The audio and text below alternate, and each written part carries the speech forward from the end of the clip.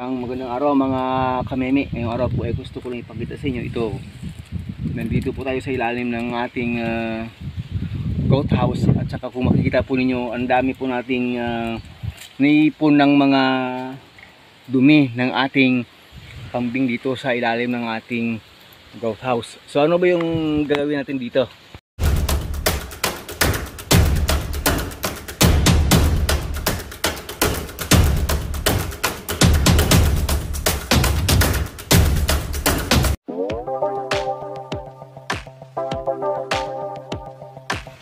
So currently po wala pa tayong mapapaglagyan ng mga sako nito. So pinapakita lang natin sa inyo at sinishare sa inyo na napakarami na po nating stocks nandito sa ilalim ng ating goat house. Estimated ko po ay siguro aabutin ito ng mga 6 sacks na malalaki or more than 6 sacks na mga lalaki. Yan po, ganun sa kakapal. Yan po. Dahil ngayon po ay summer. So high time na po ito na talagang isasako, ibabaging.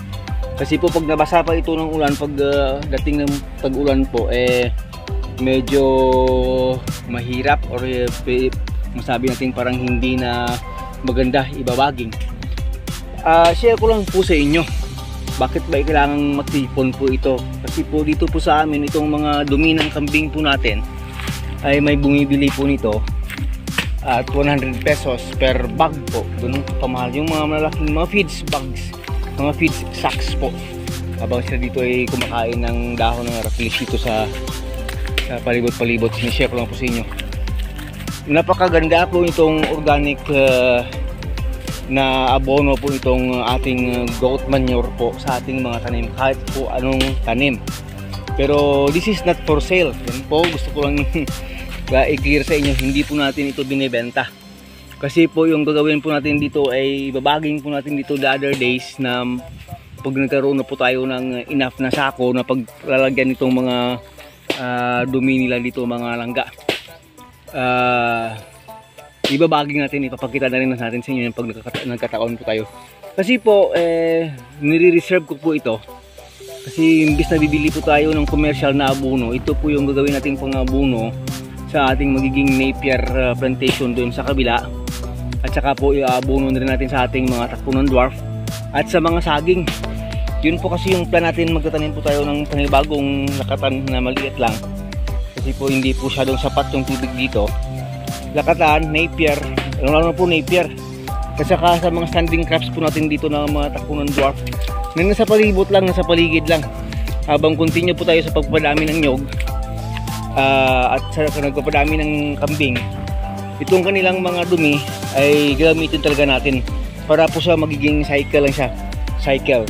Yung dahon ng saging gawin natin kumpay, at saka yung mga Napier grass the next season, at saka yung mga dahon ng saging at saka ng Napier papakain natin dito sa ating mga kambing. Yes. So ano yun, wala nandiyan yung kumpay sa ilalim. Yun yung gagawin natin mga kameme para po zero waste tayo. Walang waste, walang masasayang, walang hindi magagamit lahat.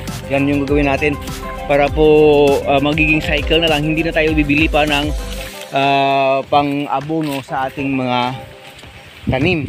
Ayan po, dahil grabing init ngayon, wala nang makakaing damo sa labas. Kailangan na talagang magkumpay. Kahit ano na lang kinukumpay namin eh. So ngayong araw, itong kanilang main dish, dahon ng aratilis dito sa kay tatay po ito, hindi po sa aking mga kambing, sa tatay ko po. Dito po yung kanyang goat house po. Yung sa akin dun sa kabila, yung kanilang main dish, dahon ng kamachile. Mamaya kumpay pa tayo ng mga iba't ibang kumpay dito para po sa kanila. Balik tayo dito sa ating pinag-uusapan. Kaya tingnan nyo, kahit po dahon ng nyog kinakain nila, ting-ting na lang yung natira. Ito hindi nila nakain kasi dried, pero pag bagong nyog, yan, ubos yan. Yun po, kasi po napakagandang abono, napakagandang fertilizer ni pong ating goat manure. Nandito lang, nakastack lang. So yan yung gagawin natin next. Sinishare ko lang po sa inyo na isa ito sa may pinakamataas na content ng nitrogen. Kasi po nakita po natin doon sa sagingan ni Sir Jong Kadjaw, grabe yung epekto nito kahit hindi po siya naglagay na ng commercial na abono. Itong dumi na lang ng kambing napakaganda po ng tawag doon epekto sa kanyang sagingan. So mamaya gagawin natin dito ay titipunin natin yan mula dyan sa labas papunta dito sa loob. I-rake natin yan para po hindi po masyadong maging mahirap magbaging yan na one of these days pag dumating na po yung sako natin, kasi nag-order po tayo ng 10 sako para po sa goat manure na po ito mga kameme. Besides that, kahit sa mga micro elements, napakayaman po sa micro elements itong ating goat manure, kasi po iba-iba po yung kinakain talaga ng ating kambing. Lahat ng mga dahon, damo na pwede nilang makain, nakastack po lahat dito sa kanilang dumi.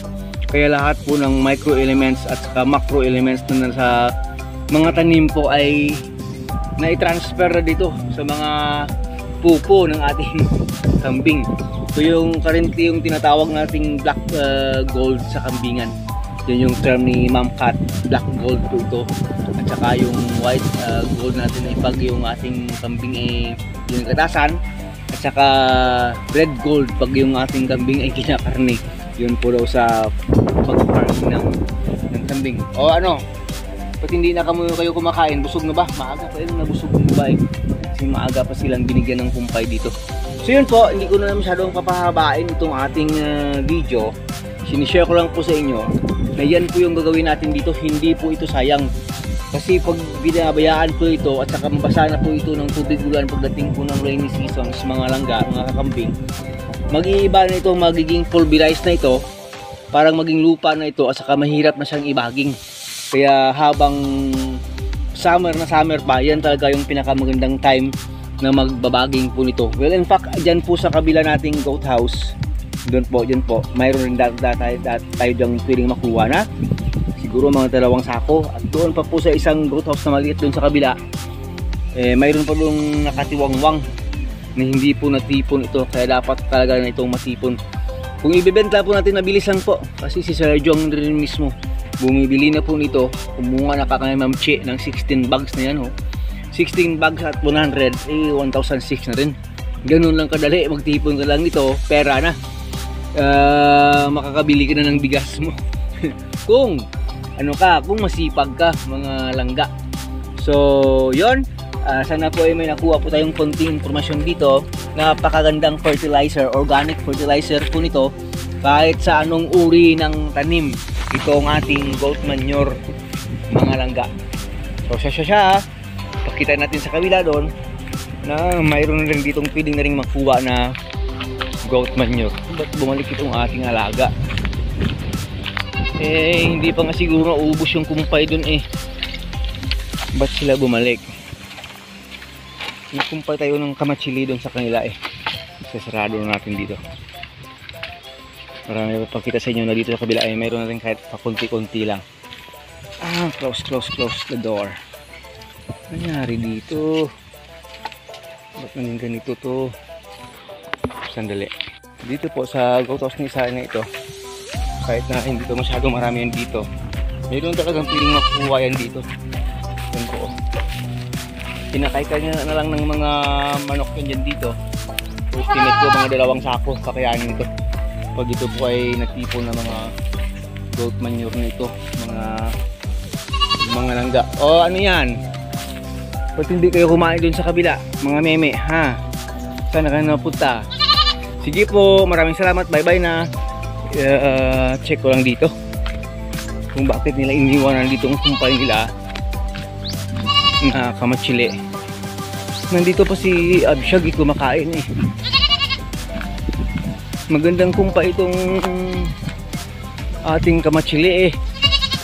Ito po, ito sa lumang bahay na sira. So kain kayo. It's time talaga. Hanggang doon sa taas mayroon pa eh.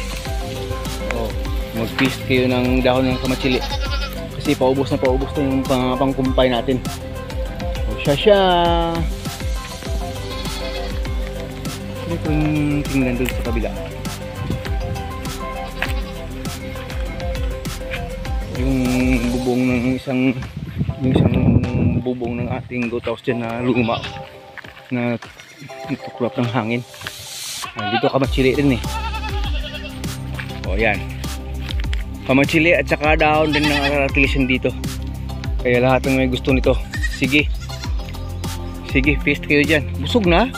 Aga pa nga, busog na? Oo naman.